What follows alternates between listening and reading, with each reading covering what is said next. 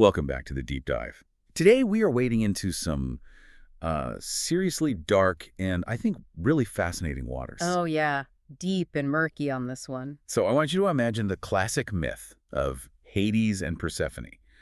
King of the underworld, goddess of spring. The abduction, the pomegranates, the whole don't eat the food in hell rule. It's foundational. Exactly. Now take that ancient story and drop it into modern-day Boston. And swap out the Greek gods for the Italian mafia. And here's the kicker. Hades is a hitman doctor. They literally call him Dr. Death. And maybe the most important part, Persephone is a mafia princess who doesn't just tolerate the darkness. She might actually, crave it. We are diving deep into Promises and Pomegranates by Sav R.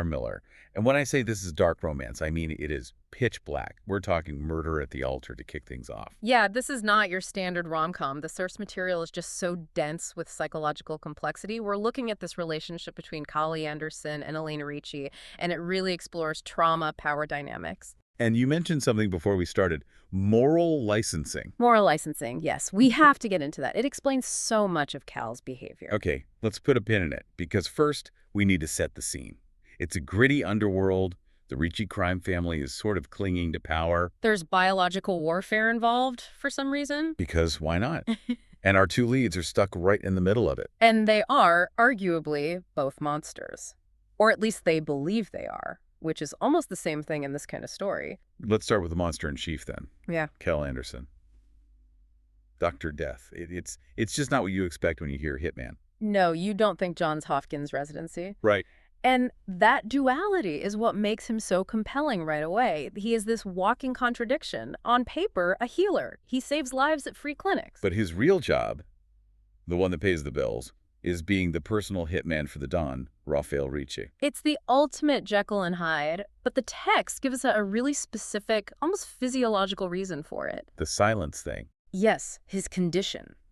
He craves the absolute silence he found in hospital rooms. He feels like his brain is just wired to short circuit from sensory overload. So killing is a way to... What? Control. The chaos. Exactly. He sees a symmetry in it, holding a life in his hands. Healing it or ending it, for him it's two sides of the same coin. It's about control. It almost sounds like he's self-medicating with violence. In a way, yes. When the world gets too loud for him, he makes it silent. And there's that wild story early on that just shows how volatile he is, the one with the Rolex. Oh, yes. He's in a meeting with Elena's sisters, and just the ticking of his own watch. It sends him over the edge. It becomes a form of torture for him. He can't filter it out. So what does he do? He takes the watch off, throws it on the floor. And shoots it. And shoots it in front of these teenage girls, just pulls out a gun and shoots a luxury watch because it was ticking too loud. That is Kel Anderson in a nutshell. High-functioning, incredibly dangerous, and just hanging on by a thread. And then there's the object of his obsession, Elena Ricci, our modern Persephone. But she is not a passive character in this at all. No, she's not. She's the mafia princess, engaged to this guy, Matteo De Luca, since she was a kid. It's a business merger, basically. The Ricci family and Matteo's media empire. A classic arrangement. But Elena isn't some shrinking violet. The book makes it clear she has this darker impulse. She talks about seeking out bruised knuckles and bloody lips just to get her father's attention. That's chilling. So violence is the only way she knows how to connect with people. It's the currency of love in her world. If that's the language your family speaks, you learn to speak it to be heard. And she has the tattoo. The pomegranate tattoo, right under her breast. A pretty direct nod to the myth. It is, but here it's like a brand. It marks her as someone who knows she's destined for the underworld. She's not dreading it. She's bored by the light. She's waiting for it. Which brings us to the event that kicks this whole thing off. The Red Wedding. The catalyst for everything. Okay, picture it. Elaine is in her wedding dress, feeling like she's marching to her funeral. She goes to see her fiancé, Matteo, because he's supposedly sick. And he is sick, violently ill, looks like food poisoning. Until Dr. Death steps out of the shadows. And he's not there to help. Cal has poisoned Matteo. And then, right in front of Elena, he finishes the job with a knife. This moment. This is what defines Elena for me. A normal person would scream. Or faint, or call for help. Elena walks up to the corpse, checks the stab wound, and just says, "Insurance." That one word is crucial. Insurance. She realizes the knife was just to make sure the poison worked. She's not horrified, she's intrigued. Impressed even. It's like she finally found someone who speaks her language. The language of efficient violence. So Mateo is dead. And then things get even crazier. Call turns to the priest and says, "Okay, new plan. You're marrying me and her now." Right next to the body. Literally over the warm corpse of her fiancé. I mean, why? Why is this happening? This is where it gets complicated. Cal reveals that he and Elena had an encounter a year ago. The one-night stand she thought was a dream. Exactly. But someone filmed it. There's a sex tape, and her father is being blackmailed. Cal claims marrying Elena is the only way to protect her and the family from the scandal. So his pitch is, I killed your fiancé to save your reputation. It's a bold move. I'll say. But let's look at the power dynamics. He says he's helping, but he also threatens to kill her family if she says no. He's saving her from blackmail by trapping her in a marriage. He's seizing her as an asset. Coercion wrapped in a blanket of protection. It's a classic Machiavellian play. He creates a crisis that only he can solve, forcing her to choose him. And just like that, boom, she's whisked away. No honeymoon. No, straight to his private jet. Which leads to maybe the most symbolic scene in the whole book. They're on the jet, a McDonnell Douglas MD-87. The apple scene. Yes. Elena wakes up. She's naked because Cal burned her wedding dress. Petty, but symbolic. Very. And Cal is just sitting there eating a Granny Smith apple. The imagery is not subtle, but it works so well. The forbidden fruit. In the myth, Persephone eats pomegranate seeds and is bound to the underworld. And here, he shares the apple with her, while things get very intimate. It's her sexual awakening. She's terrified. She's basically been kidnapped. But she accepts the fruit. She accepts the pleasure. It's her accepting this new reality. It is. It's a subversion of choice. She has no choice about being on that plane, but she exercises agency in how she responds. By leaning into it, she refuses to be just a victim. She becomes a participant.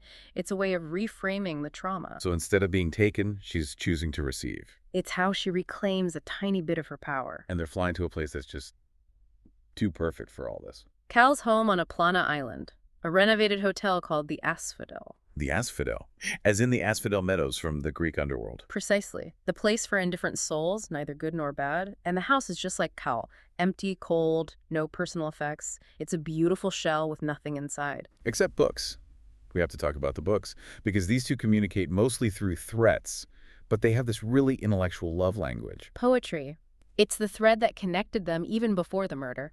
Cal used to leave her notes. They quote William Blake, Ovid, Shelley. Quoting, "The marriage of heaven and hell is surprisingly romantic for a hitman." It lets them say things they can't say out loud. Blake's work is all about the necessity of good and evil, reason and energy. When Cal quotes him, he's explaining himself, framing himself as a villain made by circumstance. And Elena gets it. She's a literature lover. She understands him through that lens better than through a normal conversation. Poetry is their neutral ground. So they're at the Asphodel. Elena is basically a prisoner, but she's bored.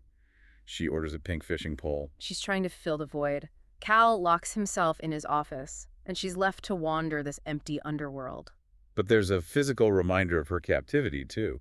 The scar. The K, carved into her thigh from their first encounter. It's a brand, a mark of possession.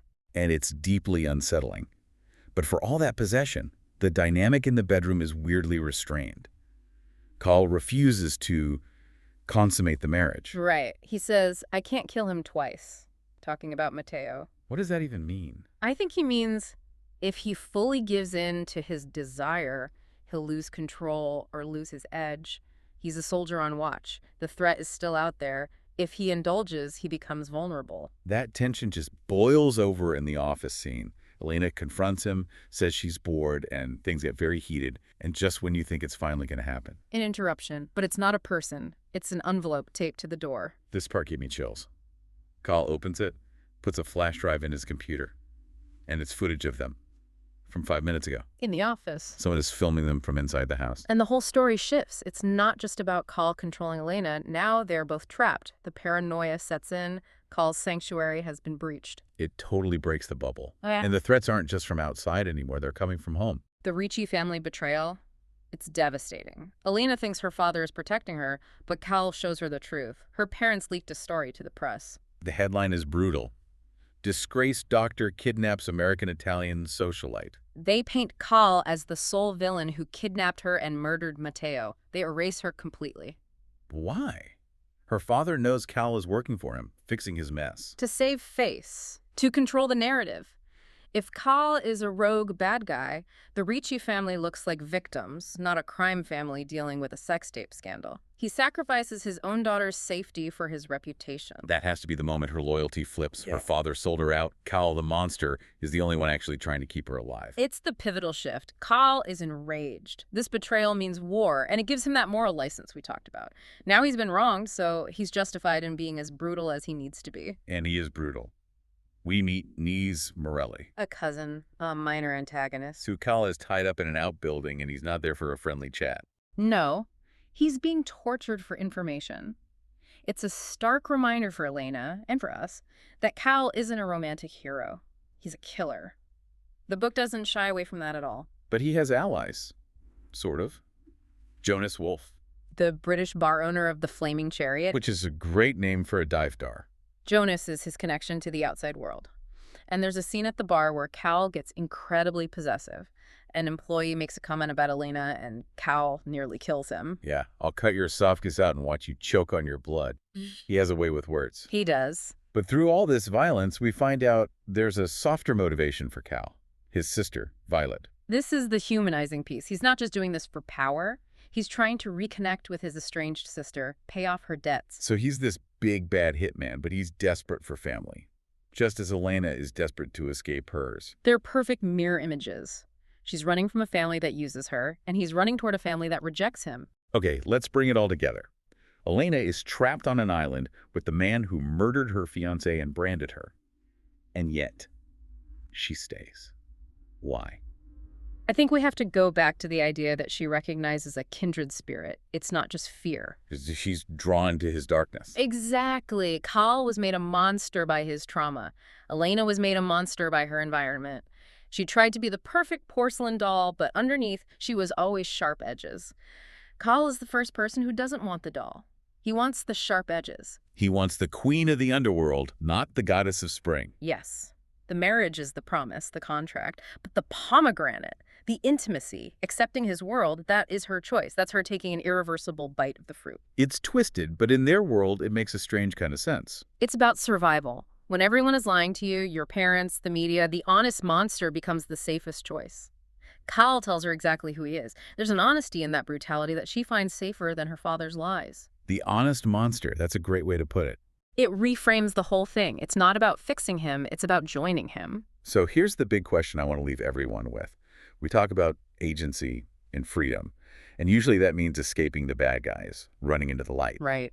But in a story like this, where the good guys, her family, the legitimate fiancé, are the ones selling you out, is choosing the monster actually the ultimate act of freedom? Is submission to the darkness the only way to gain control in a world that's already corrupt?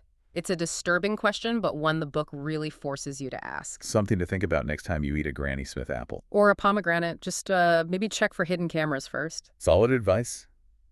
That's it for this deep dive. Thanks for listening, and we'll catch you on the next one.